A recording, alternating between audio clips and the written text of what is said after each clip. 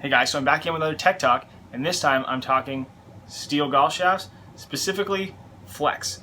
Now the reason this is really important is because across steel there are different weight categories. Now most people, when they think of flex of golf shafts across the board, they're thinking stiff, regular, extra stiff, A-flex.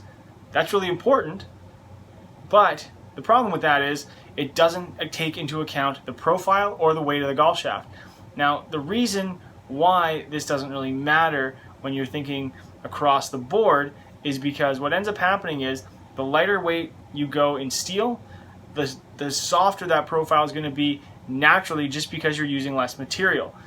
The less material you use, the softer it's going to be. The reason for this is, again, steel has a material disadvantage to something like graphite, where you can take different sheets of graphite, you can wrap them around different parts of a mandrel, which is how they're made, and they're rolled. So you can make the tip really stiff in a graphite shaft and make the middle play a lot softer. You can do that with steel as well, but there are limitations as far as how much weight you can remove, because eventually, if you use too little weight, the shaft's going to be really fragile and it's probably going to break. We don't want that. So you have to focus on the materials when they're building these golf shafts.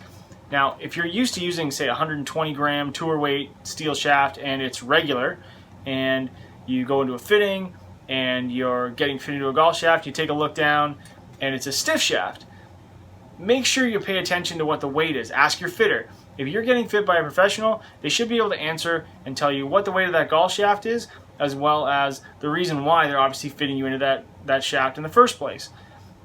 It's most important for you as a golfer when you're in a fitting to pay attention to a few things. 1, how that shaft feels. 2, how close it's ending to the target, and how far it's going. That's all you got to worry about. You don't really necessarily have to worry about the weight. You don't have to worry about the profile. You don't have to worry about anything else. You don't have to worry what brand it is. It doesn't really matter.